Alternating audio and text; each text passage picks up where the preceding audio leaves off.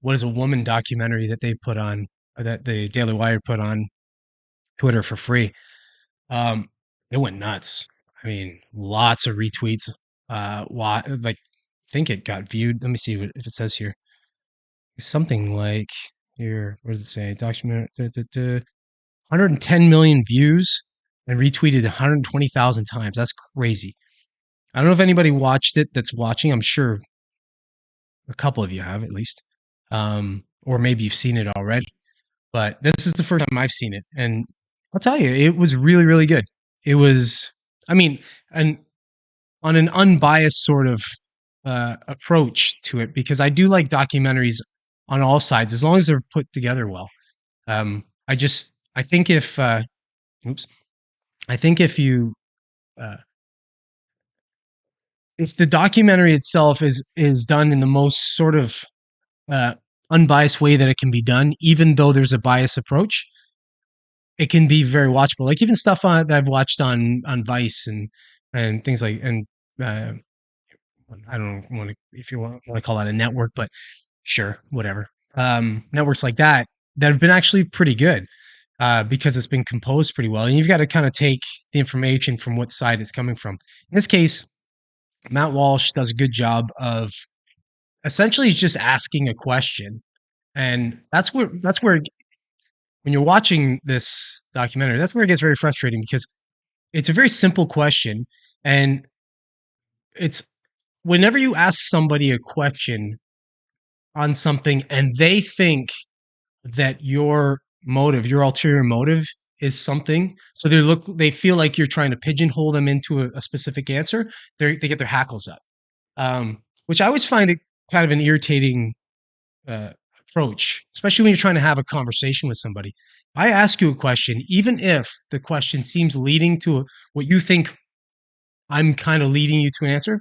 If you have a position of knowledge based on whatever, like in this case, um, people he was talking to like were quote unquote doctors and things like that. Um, so if you have knowledge, then you should be able to answer a question, um, with knowledge, just based on. And now, if the question's not framed correctly, then ask for clarification on the question. But a question like "What is a woman?" is a pretty simple question. If I said "What is a cloud?" to you, you wouldn't just go, "Well, I don't know. A cloud is whatever the sky wants a cloud to be. I'm not the sky. I don't know what a cloud is." You would say a cloud is you know a grouping of gas and water molecules in the atmosphere, and like you would just give a definition to it.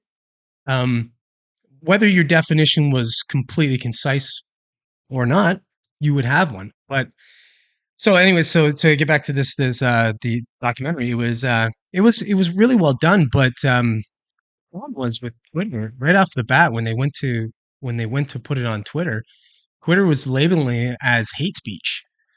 So this goes back to my original point of who's actually really in control at Twitter, and if Twitter's going to go back to what it was prior to Elon, because the money isn't being made on the advertising revenue anymore.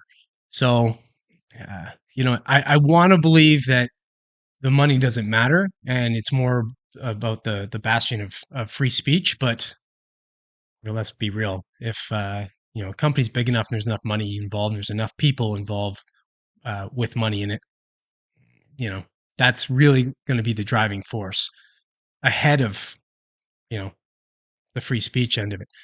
Although I think it's become an important thing at Twitter. We'll just see how we'll see how this pans out now with this new woman in charge and Elon stepping back a little. Um, maybe he becomes the heel. He's almost like the Trump of Twitter, which would be funny as well. All right.